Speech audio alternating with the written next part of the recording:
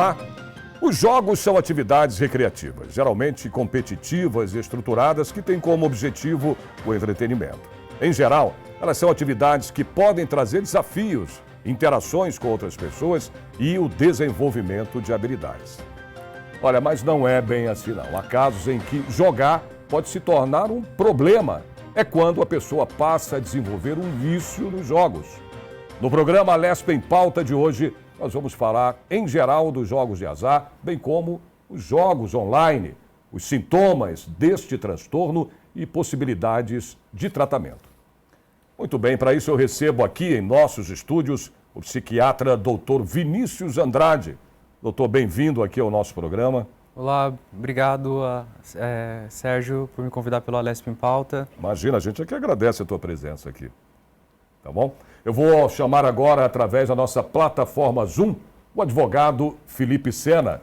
Doutor Felipe, bem-vindo também aqui ao nosso programa para a gente falar, bater esse papo sobre jogos, né? No geral, azar, como eu falei, jogos online. Olá, Sérgio. Olá, Vinícius. É um prazer estar com vocês no Lesp em Pauta, debatendo um tema tão importante para o Brasil. E vamos em frente. Vamos embora. Eu vou começar aqui, ô Felipe, já com o Vinícius, né? Só para que ele explique para a gente essa questão. Eu falei dos sintomas, né? Do que pode ser. Por que a gente tem esse vício em jogo? Eu queria que já explicasse de cara para o nosso telespectador, Vinícius, o porquê, né? O nome vício já se torna uma coisa tão ruim, né? Qualquer tipo de vício, principalmente nos jogos.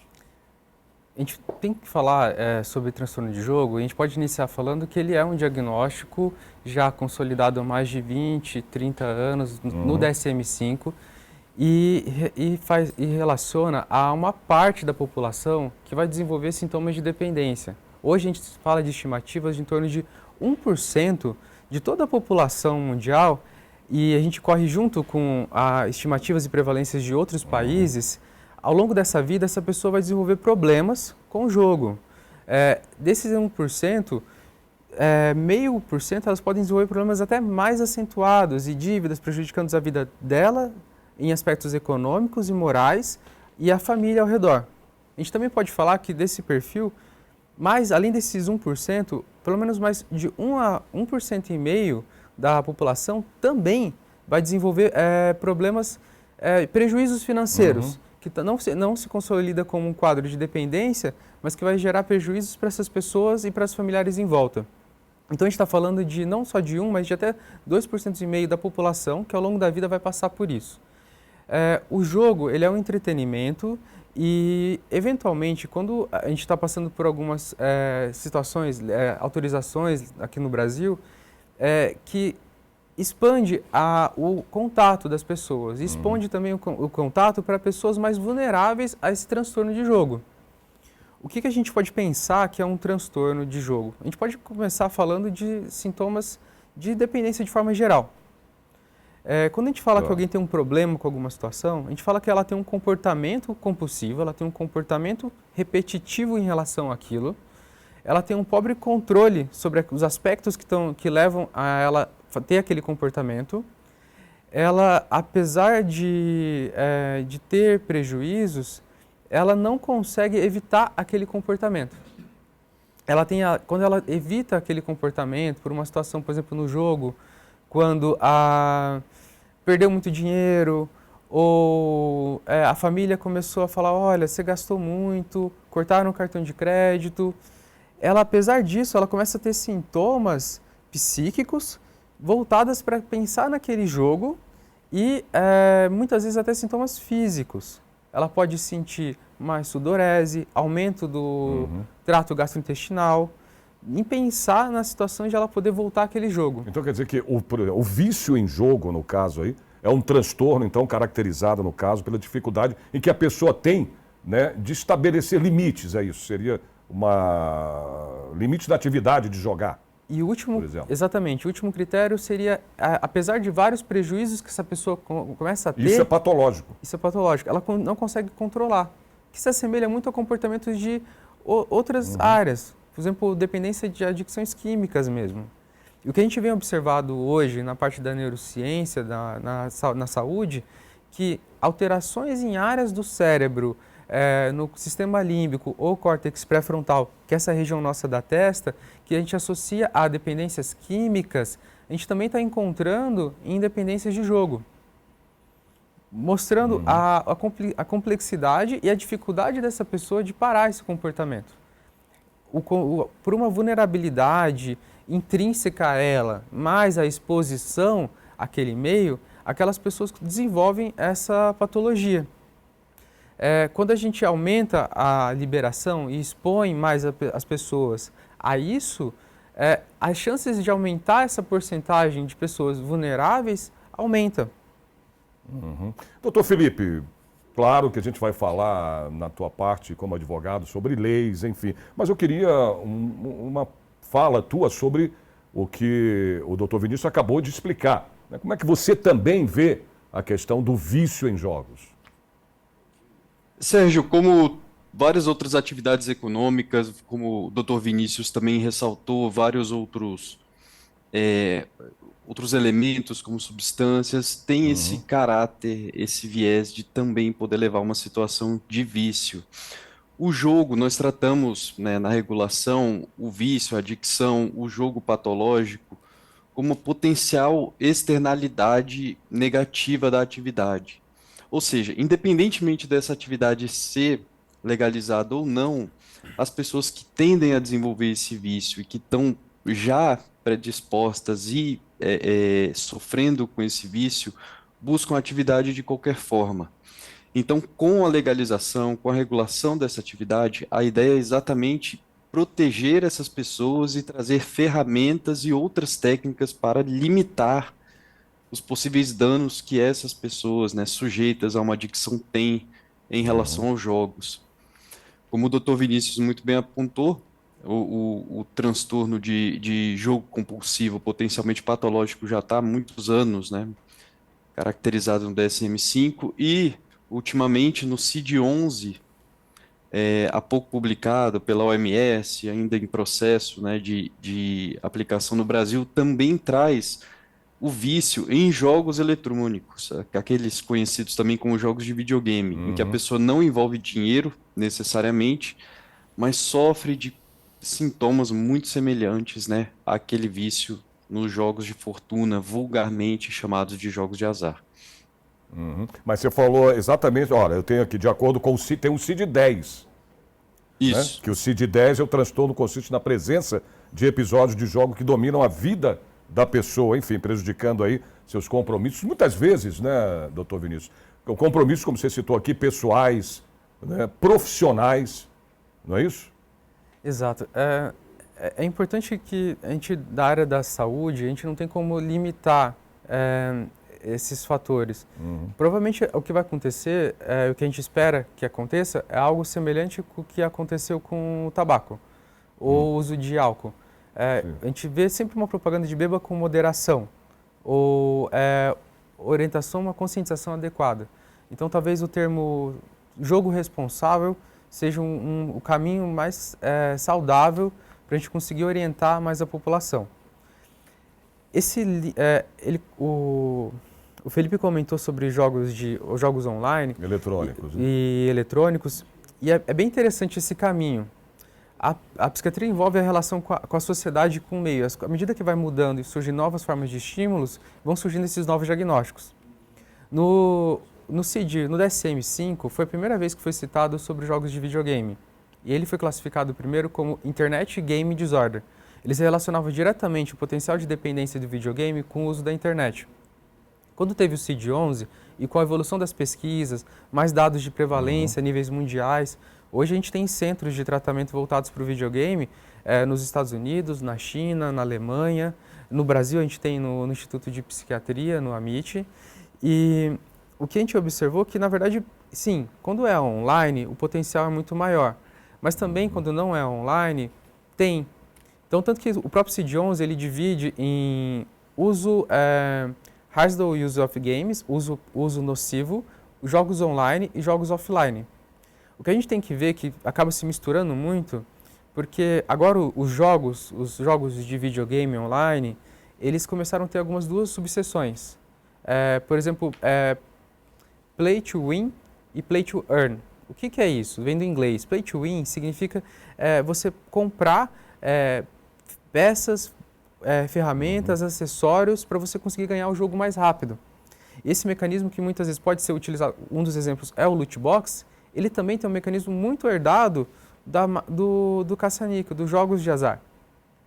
Uma outra forma que está tendo agora, que é mais complicada ainda, é esse play to earn, jogue para ganhar. O que ele geralmente faz? As pessoas, quanto mais tempo elas ficam jogando, elas ganham moedas ou equivalentes a dinheiro para elas terem mais benefícios no jogo, que também é um mecanismo que vem herdado dos jogos de azar. Então essas coisas estão cada vez mais próximas, né? O jogo, por ter uma coisa mais consolidada, de muitos anos, ele vem essa nova forma também de jogo, que também tem herança do jogo de azar. A gente, só para deixar claro um pouquinho aqui também para a gente, para o nosso telespectador, para vocês dois, para o telespectador nosso, que a gente use termos o mais simples possível, né, para que o nosso telespectador entenda. Porque aqui nós somos a casa do povo, né? Então, as pessoas que nos assistem aqui são todas as classes, isso é claro, né? Mas o povo é a maior incidência do nosso canal. Então, quanto mais simples a gente usar uma linguagem, é melhor. Só para explicar para o telespectador que o CID, que a gente está falando, em CID é a classificação internacional, gente, de doenças, né? Que eu te falou do CID-10, você falou do CID-11, a gente estava falando, que é essa classificação internacional quando dessas a gente fala doenças. DSM, seria um manual específico da área de saúde mental. O CID ela é uma classificação internacional de doenças que se refere a todas as doenças. E junto ao diagnóstico existe uma codificação. Quando eles mudam de CID-10 para CID-11, teve várias alterações nessas codificações e a inclusão de vários diagnósticos dentro de qualquer área da saúde mental. Isso é importante porque a gente universaliza a comunicação de doença, não importa o país que a gente está. Por isso que é importante essa codificação. E às vezes a gente acaba falando por forma de siglas e não fica muito claro, né? Por isso que eu falo que a gente tem que poder importante, explicar, sim. Né, do melhor jeito, jeito mais simples para o telespectador, melhor ainda. Muita gente não vai entender o que é o CID, o que né? Nessa linguagem. E justamente a proposta do CID é a gente ter uma linguagem universal, né? Todo mundo exato. poder falar a mesma língua, não importa o idioma. Exato. Doutor Felipe, quais são as leis, no caso aí em vigor, que regulamentam os jogos, vamos falar dos jogos online, né? Quais são as leis aqui do nosso país que regulamentam os online? Nos jogos online, nós podemos dividir em duas categorias, principalmente, tal como estávamos aqui conversando. Primeiro, são os jogos, né, conhecidos como jogos de azar online, em que no Brasil hoje nós temos uma lei do final de 2023 que trata da regulamentação, ou seja, que dispõe, que apresenta ali todas as regras que são necessárias para essas modalidades no Brasil, que é a regulamentação das apostas de cota fixa. A aposta de cota fixa é aquela aposta que quando o cidadão, a pessoa vai fazer a aposta, ela já sabe quanto que ela pode ganhar se acertar o resultado. Por exemplo, o apostador vai assistir hoje um jogo de futebol que está na televisão da seleção, supondo. Nesse jogo, se espera que o atacante da seleção faça um gol. Faça o gol ali, eu já vi isso. Verdade. E esse multiplicador é, por exemplo, se você acertar que o atacante fará o gol, você vai ganhar 1,5 vezes o que você apostou. Então, apostando R$10, o cidadão ganharia R$15. Nessa categoria de apostas de cota fixa, nós temos as apostas esportivas e também os jogos, apostas sobre jogos online, que são também conhecidos como os jogos de cassino, jogos de azar online. Todos eles são tratados na Lei 14.790. E além desses jogos, né, em um viés mais de jogo de azar, que a gente chama tecnicamente de jogo de fortuna ou jogo de sorte, nós temos também os jogos de videogame que foram tratados pelo marco regulatório dos jogos eletrônicos no Brasil. Nesses jogos, comumente não tem a utilização de dinheiro, não se ganha dinheiro ou não se investe dinheiro com tanta constância, exceto os casos que o Dr. Vinícius muito bem ressaltou, principalmente as loot boxes, as microtransações, nos jogos de videogame. Mas neles, normalmente, o jogador não espera receber um valor em dinheiro de volta, mas sim itens, né, características ou bônus que façam com que ele tenha um melhor desempenho no jogo, que ele fique mais forte no jogo, que ele fique melhor do que outros jogadores. Uma diversidade aí de possibilidades. Sim, doutor Felipe, mas Mas vários, então, desculpa eu te interromper, mas já interrompendo, mas vários jogadores, a gente acompanhou aí, foram denunciados até por estarem proporcionando isso, né, na hora do jogo, não fazer o gol ou enrolar para poder fazer o para poder as apostas correrem. Você sabe disso, né? Quer dizer, sim. é uma situação também, né, que acaba sendo uma fraude, é óbvio, né? A gente sabe disso. No caso, como o mercado de apostas de cota fixa, que tem as apostas esportivas e os jogos de cassino online, ficou em uma situação cinzenta no Brasil há praticamente 6 anos. Em 2018, as apostas foram autorizadas, mas dependia de algumas regras criadas pelo Ministério da Fazenda. Essas regras nunca foram criadas até esse ano. E para suprir a falta dessas regras, no final do ano passado foi publicada uma nova lei. Mas nesse período acabamos aí sofrendo com manipulações de resultados em competições esportivas em que algum jogador ou algum time faz ou deixa de fazer algo, né, para Beneficiar, né, a algum aposta. resultado, para Exatamente. beneficiar algum apostador. E nos jogos de fortuna online, também conhecidos como jogos de azar, nós tivemos muitos problemas em relação ao Fortune Tiger, que é o jogo do tigrinho, que influências, plataformas acabaram divulgando esse jogo, que é entretenimento, como uma forma de rentabilidade, uma forma de sustento das pessoas, né? E essa divulgação para fins de sustento de um jogo acaba criando problemas e acaba enganando alguns consumidores. Por isso que acabou sendo difundida essa situação de fraude no jogo do Tigrinho.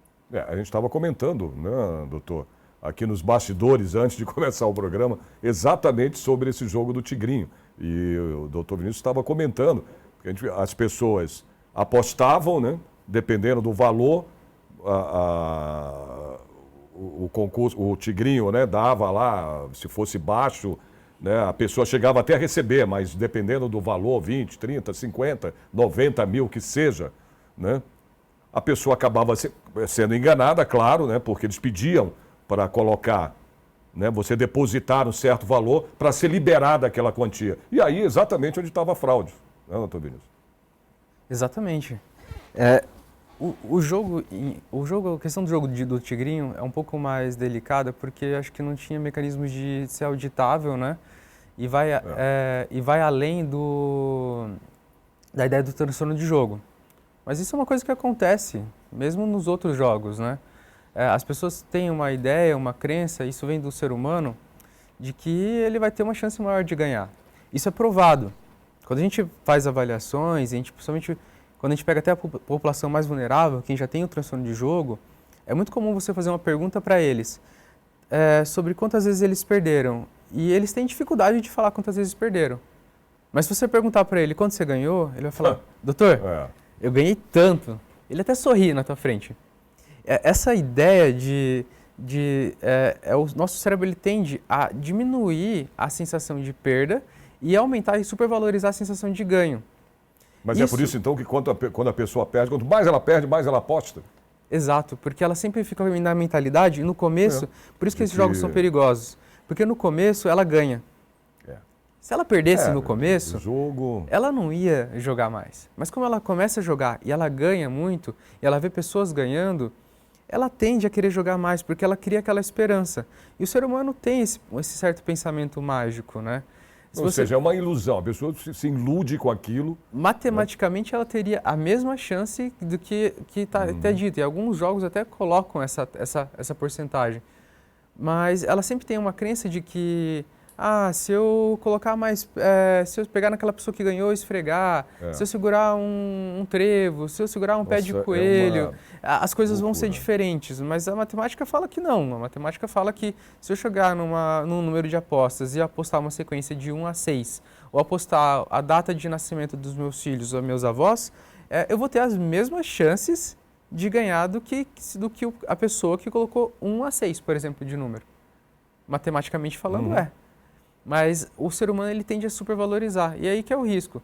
Se ele já naturalmente ele faz algo assim, quando você coloca a ilusão de que eu estou fazendo minha vida, mudando minha vida através daquilo, numa pessoa que às vezes não tem uma realidade, ela tende a buscar aquilo desesperadamente como fonte, né? E sendo assim, ela teve um ganho inicial, não tem um outro caminho, né? De ela acabar de insistir naquele jogo.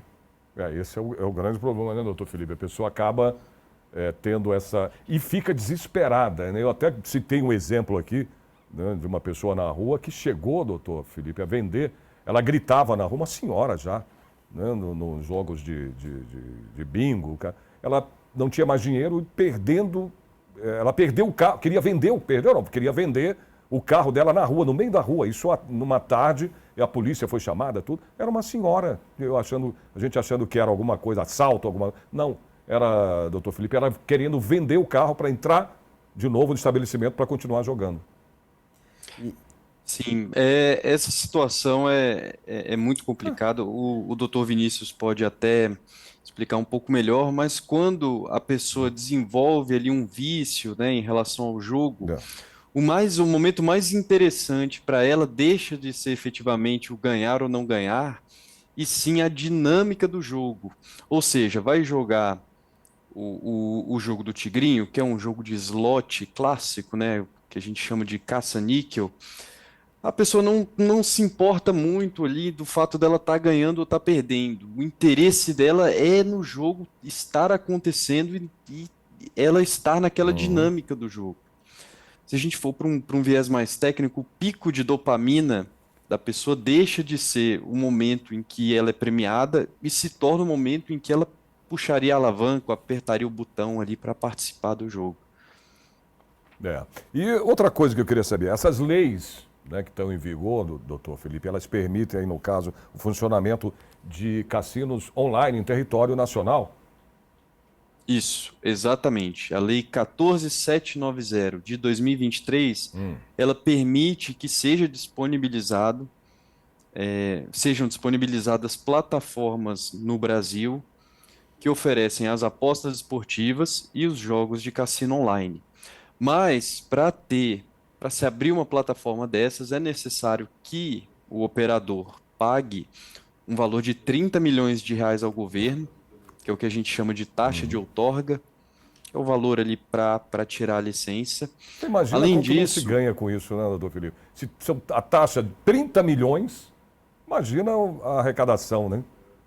De uma empresa que... Sérgio, a arrecadação, principalmente a arrecadação de impostos, ela é alta, ela é interessante para o governo e, além disso, essas plataformas acabam gerando outros benefícios ao Brasil, como aumento, né, de empregos, o desenvolvimento de algumas áreas, né, o aumento da qualificação da população também para suprir aquela necessidade. Agora, com esse processo de regulamentação das apostas, nós podemos observar um aumento considerável de vagas de emprego. Existe inclusive uma pesquisa, né, há pouco divulgada, que houve um aumento aí de 30% a 40% de ofertas de emprego nesse setor desde que a regulamentação foi anunciada no final de 2023. Então, tem uma arrecadação alta, o governo fala em números aí na média de 20 bilhões de reais ao ano de arrecadação.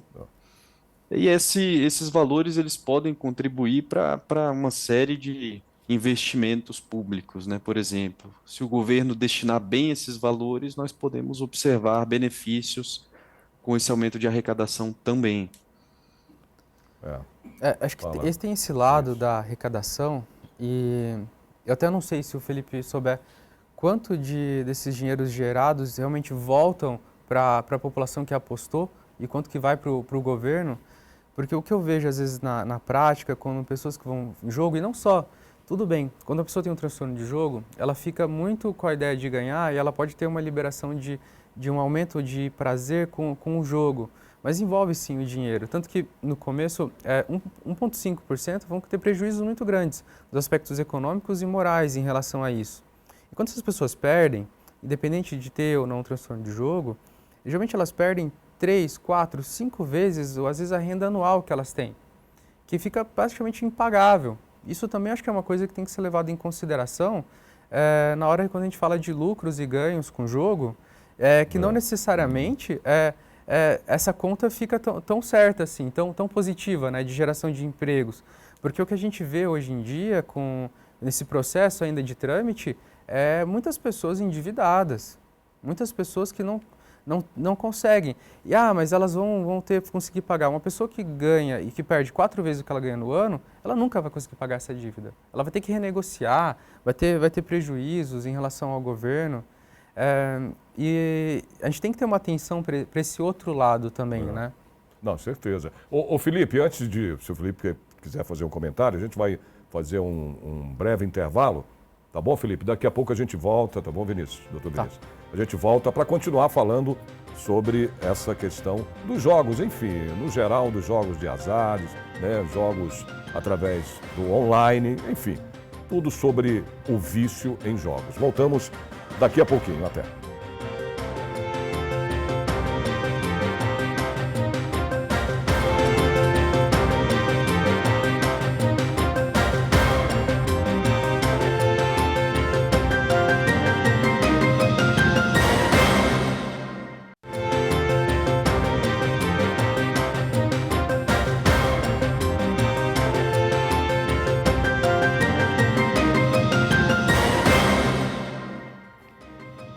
Muito bem, estamos de volta com a Lespe em Pauta, hoje conversando, batendo esse papo aqui com os doutores aqui, Vinícius Andrade, né? Doutor que é psiquiatra aqui, e o nosso advogado Felipe Sena, falando sobre essa questão dos jogos, enfim, no geral, jogos online, né? A questão dos jogos de azar. Muito bem, Vinícius, eu vou até deixar você agora fazer uma pergunta aqui, indagar o nosso doutor Felipe, sobre o que a gente estava falando da questão de tratamento que você citou, né, há pouco aqui nos bastidores, a questão da saúde, a questão também do controle de jogos, né, de a pessoa poder ter alguma coisa que faça com que ela não aposte já, porque ela já perdeu praticamente quase tudo. A gente estava comentando no começo da entrevista que a prevalência, a quantidade de pessoas que podem passar por transtorno de jogo ao longo da vida é em torno de 1%, chegando até 2,5%. O que isso quer dizer? Que talvez seja que cada 100 pessoas, 1 a 2 pessoas, ou vamos aumentar em 1 milhão de pessoas, 100, 250 pessoas ao longo da vida vão passar por transtorno de jogo, sendo um número que eu considero muito significativo, né? E que, do ponto de vista de saúde pública, tudo que passa de 1%, a gente considera questões de saúde pública. Com a regulamentação, eu gostaria de saber como que está sendo, porque eu estou a parte da saúde, como que essas pessoas que desenvolvem transtorno de jogo ou que geram têm prejuízos grandes com o jogo, o que vai ser feito? Aí, Felipe. Ô Vinícius, nós temos, com essa regulamentação dos jogos e das apostas, a lei, um dos objetivos da lei é exatamente proteger o consumidor e os jogadores vulneráveis, né, aqueles compulsivos ou potencialmente patológicos. Nesse arcabouço de ferramentas que a gente tem para fazer a proteção do jogador e do consumidor, primeiramente o jogo responsável é a mais importante delas. A ideia de jogo responsável é que o apostador ou o jogador tem uma relação saudável com a plataforma, com os jogos e com as apostas que ele consome, evitando que ele que ele desenvolva problemas na área pessoal, exatamente com a questão de saúde, prevenção ao vício, a área financeira, que ele tenha uma vida saudável financeiramente, que ele não obtenha mais dívidas do que ele tem de renda, do salário que ele ganha, dos valores que ele ganha mensalmente, e também na esfera econômica, pois se temos muitas pessoas, né, com problemas em relação ao jogo, isso acaba afetando o desenvolvimento do país como um todo, a questão econômica como um todo. Então, o jogo responsável tem exatamente o objetivo de mitigar, né, de reduzir esses problemas. Além disso, a arrecadação dos jogos vai ter as destinações bem definidas e, dentre elas, a destinação dos recursos para a área de saúde. Então, parte daquele dinheiro arrecadado pode estar sendo reinvestido na área de saúde em outras formas, né, tratando também outras pessoas que têm outros problemas. E dentro desse contexto da regulação, um cálculo muito importante que fazem é o custo que a atividade vai ter nessas externalidades negativas, ou seja, nos jogos.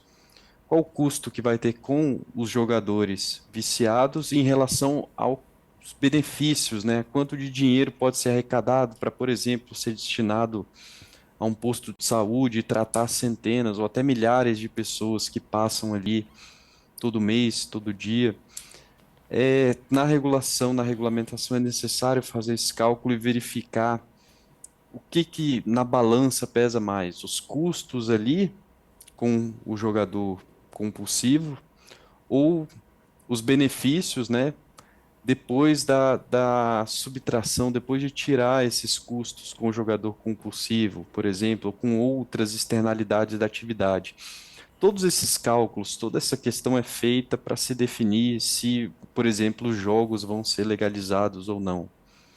Isso é muito importante para que o Brasil tenha, consiga, né, ter os benefícios e reduzir também ali os eventuais problemas da atividade. Isso, isso é bem complicado. A gente vai falar de países que estão um pouquinho mais à frente com isso. Vamos falar dos Estados Unidos. O jogo, apostas esportivas foram autorizadas em 2018 no Oregon e ele saiu uma estimativa agora em fevereiro que movimentou cerca de 300 bilhões de dólares. O que aconteceu nos últimos meses? Eles começaram a voltar atrás nessas decisões, porque eles viram que as pessoas começaram a ter muito mais problemas com o jogo e eu acho interessante o que você está me falando, mas eu não estou vendo muito o quanto que vai ser destinado para isso, qual a porcentagem, isso ser uma coisa mais estruturada. Isso me preocupa bastante, porque a gente já vê uma realidade muito difícil nas nossas redes de apoio psicossociais, nossos CAPs, e na nossa rede pública de UBS, de voltado para a saúde mental, né?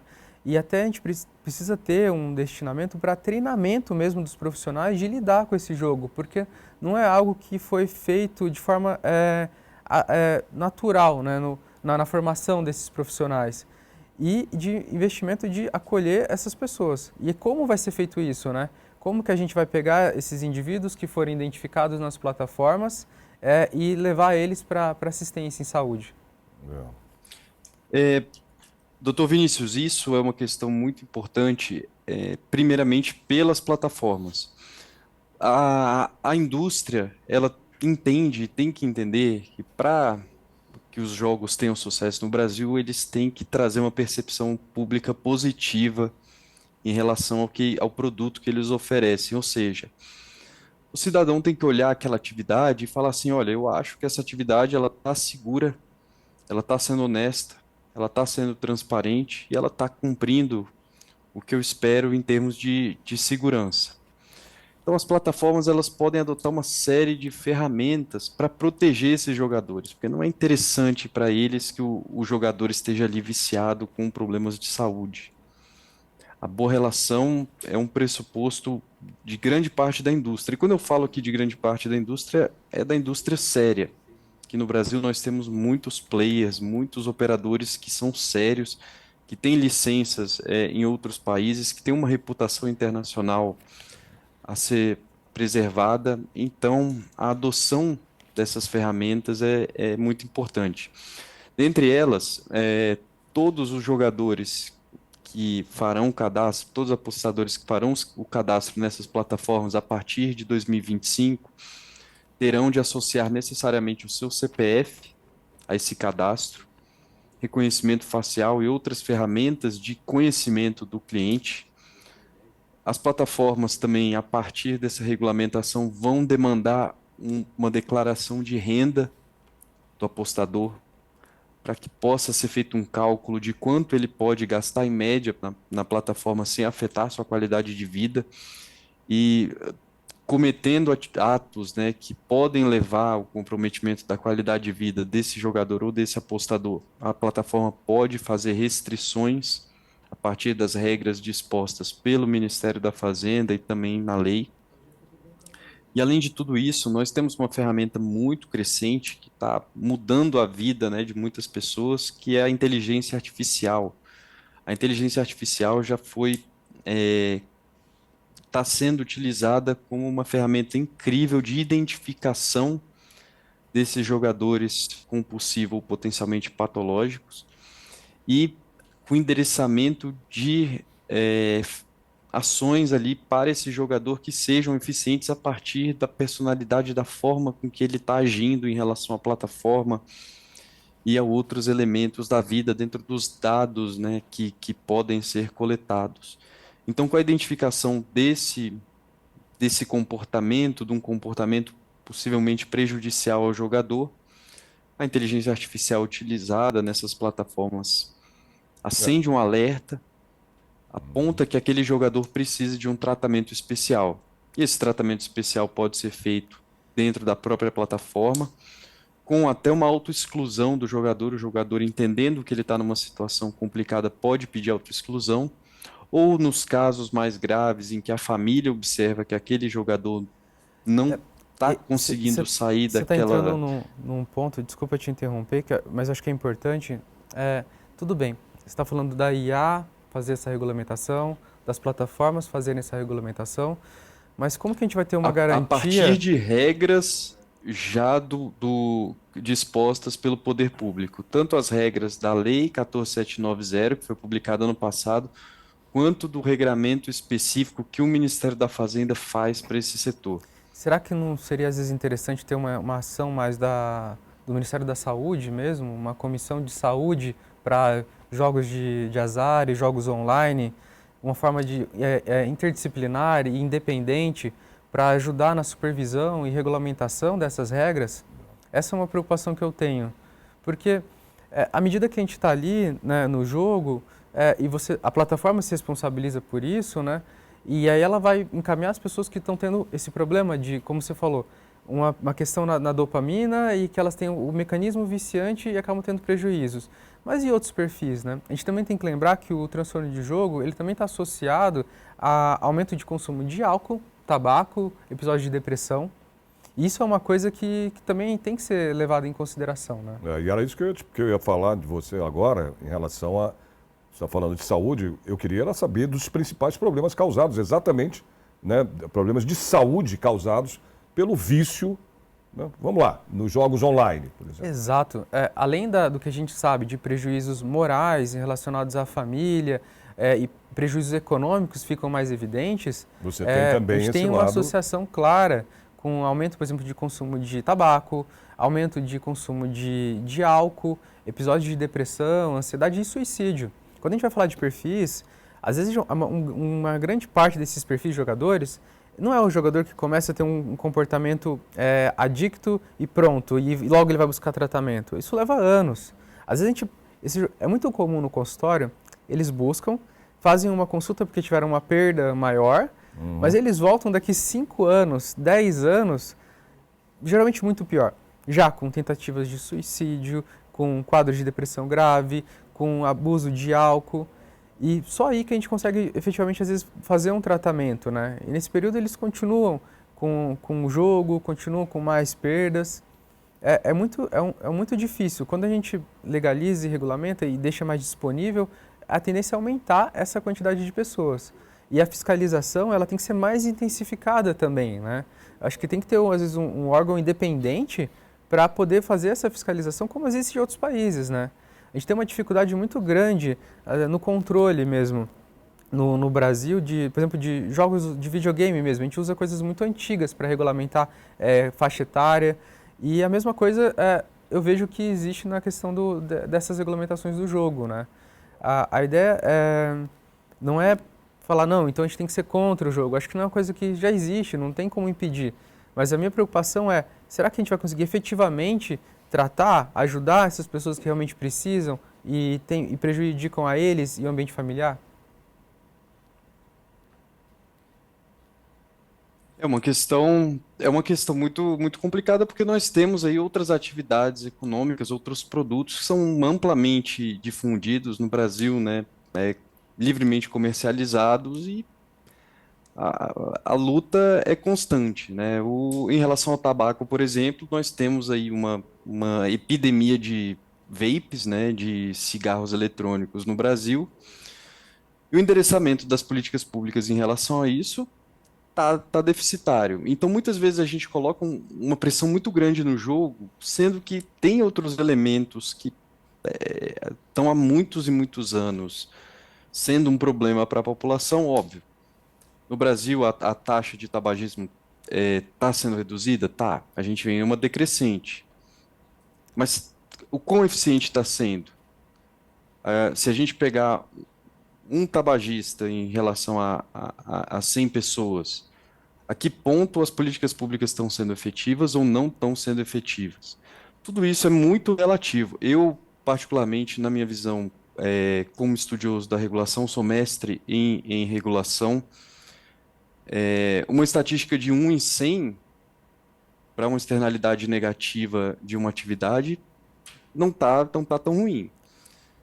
Se a gente pega, por exemplo, bebidas açucaradas, quantos diabéticos a gente tem impulsionados pelas bebidas açucaradas em 100 pessoas?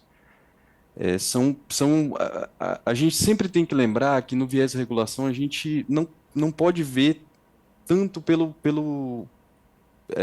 ponto particular da pessoa. Porque, às vezes, nós temos em 10 mil vários pontos positivos ali em relação à população como um todo e uma pessoa está sofrendo por aquela atividade. Então, quando a gente trata nesse viés, a gente tem que pensar na sociedade como um todo. Para muitos setores da regulação, nós temos que adotar aí a teoria das escolhas trágicas, né? Às vezes, para você fazer bem para 10 mil, 100 mil pessoas, uma pessoa acaba ficando de lado ou tendo problemas, mas é muito relativo, isso acontece com várias atividades. Ô, doutor Felipe, você quer concluir? O jogo é amplamente difundido na população brasileira. Se a gente falar que a liberação do jogo está gerando um aumento de patologia, a gente está incorrendo uma impropriedade. Nós temos precedentes, como por exemplo no Reino Unido e até nos Estados Unidos, em que não foi observado um aumento substancial de jogadores, inclusive de jogadores patológicos, em um processo de legalização. A pessoa que é adicta, muitas vezes ela está associada a essa atividade, sendo atividade lícita ou não. No Brasil nós temos as substâncias entorpecentes, né? As drogas proibidas pela lei das drogas, até houve um debate recente no Poder Judiciário em relação a isso, e não é porque, por exemplo, a cannabis é proibida que as pessoas deixam de usar. A questão é, a gente trazendo a atividade para a licitude, a gente consegue jogar luz também nos problemas, identificar melhor esses problemas, identificar também tratamentos para esses problemas. Não adianta que a gente ficar falando, olha, o jogo, não sei se o jogo devia ser proibido ou não. Quantas vezes você já ouviu uma pessoa falar de uma pessoa que consome jogo de sendo proibido? Só uma correção, o jogo assim, do bicho. Assim, em nenhum momento eu estou falando se deve ser proibido ou legalizado. A todo momento eu me atenho à questão de saúde e dados epidemiológicos. O que eu disse foi o seguinte, vamos dar um outro exemplo. Um exemplo que até eu já ouvi outras pessoas utilizando. Eu tenho alergia a castanha. E eu moro num lugar que não tem castanha. Eu moro numa região que não é tão comum. Mas a partir de algum momento, aquilo começa a ser difundido e eu sou exposto a castanha como não era antes. A chance de eu ter contato com castanha e eu acabar desenvolvendo um episódio alérgico acaba sendo muito maior. Isso é simples, é uma regra de associação, né? De você estar mais de exposição. Se você está mais exposto, você tem mais chances de acontecer. Em relação ao ponto do tabaco, acho que isso é importante. O Brasil tem políticas bem positivas em relação ao tabaco se a gente comparar com outros países.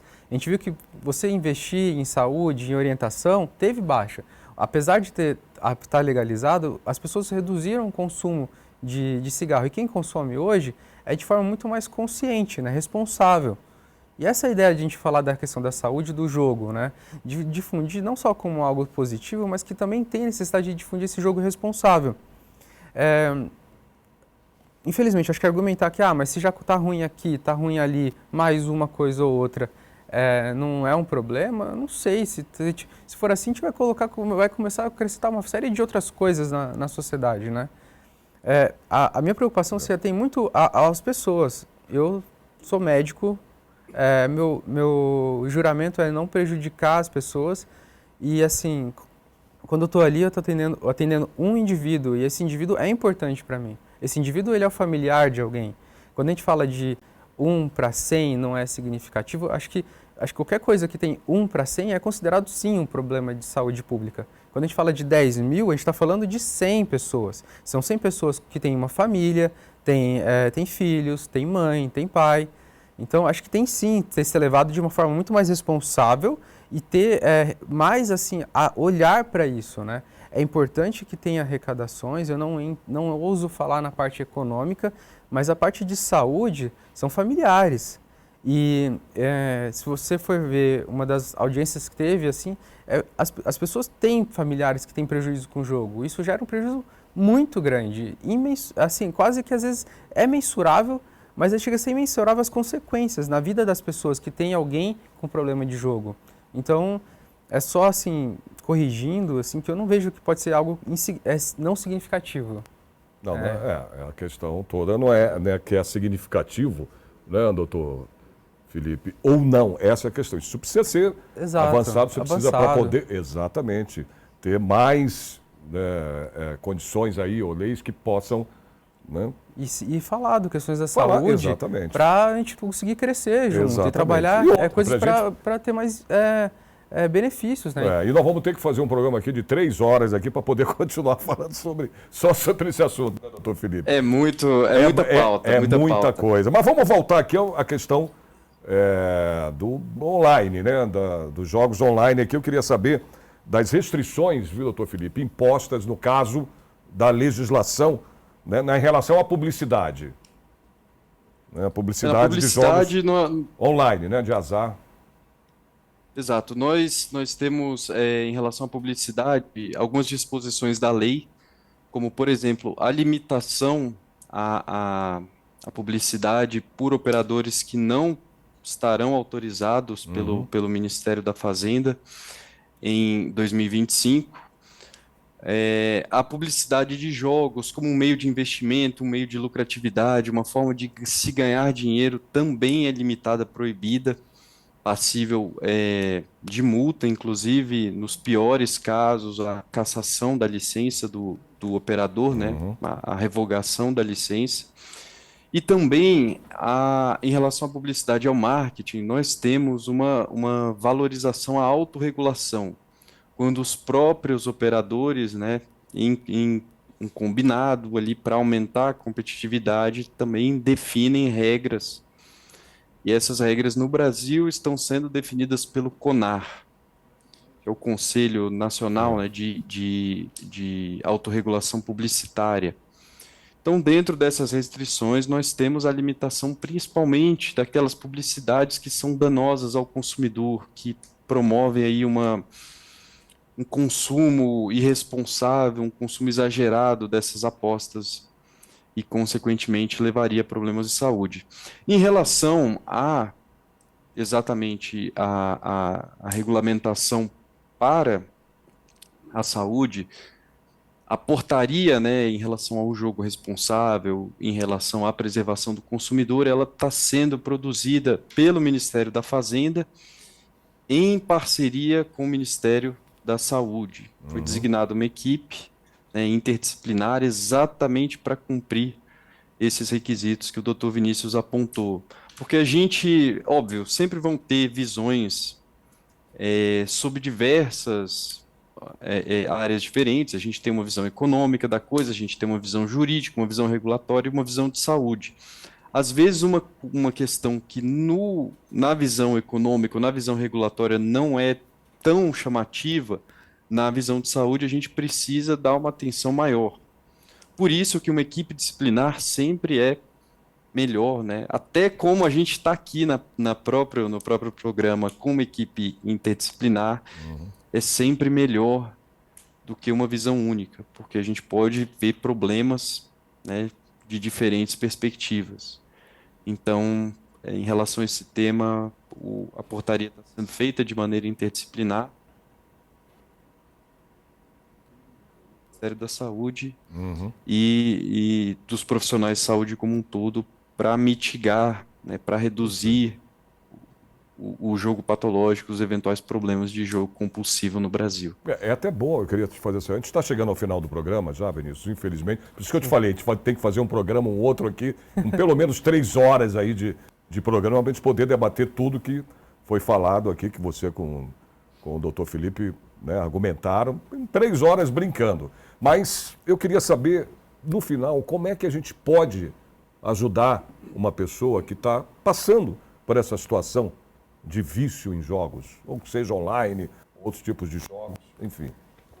Primeiramente agradecer, né? Eu acho que é muito importante tudo que foi falado e levantar para a população sobre os problemas relacionados ao jogo, né? Tanto os benefícios que podem ocorrer, quanto as consequências de saúde. O jogo, ele é um transtorno, o transtorno de jogo, ele muitas vezes leva anos para ser identificado, né? E é importante observar, muitas vezes o jogador, ele vai ter dificuldade de falar que o problema é o jogo. Na verdade, para continuar jogando, ele vai mascarar isso, e muitas vezes até omitir a relação com o jogo, né? Que é o que a gente acaba vendo nas reportagens. Então, é importante a gente sempre estar em contato com quem está jogando, ter uma política de orientações adequadas. Para a família, se você vê que a pessoa está tendo um comportamento diferente, que ela está mais voltada com o jogo, orientar ela a buscar ajuda, buscar orientação em saúde mental, um psicólogo, um psiquiatra. Tudo isso são coisas que podem auxiliar essa pessoa, né? Perfeito. Doutor Felipe, a gente está, infelizmente, chegando aqui já bem no final do programa, o tempo já está estourando. Eu queria as tuas considerações finais. Para nossos telespectadores, Sérgio, para nossos ouvintes, todo mundo que nos acompanha, quando for jogar, apostar, faça isso com responsabilidade. Não gaste mais do que você tem. Sempre que for jogar, separe ali uma parcela que não vá afetar no seu dia a dia. Quando for buscar plataformas, busque plataformas que são mais consolidadas, plataformas que já têm o reconhecimento internacional e muitas vezes aquelas que têm um selinho no final do site falando que elas são devidamente certificadas e que têm também licença em outros países. E principalmente, trate o jogo como entretenimento. O jogo não é uma forma de se ganhar dinheiro, não é uma forma de sustento e nem é trabalho se você não trabalha para a indústria. No caso, só se perde dinheiro. O jogo, né, infelizmente, é isso. Só te atrai para isso. Mas, gente, doutor Felipe, obrigado aqui pela sua participação. Doutor Vinícius também, agradeço, né, a participação aqui no nosso programa. Obrigado. Obrigado. O Alesp em Pauta de hoje termina aqui. Até o nosso próximo programa.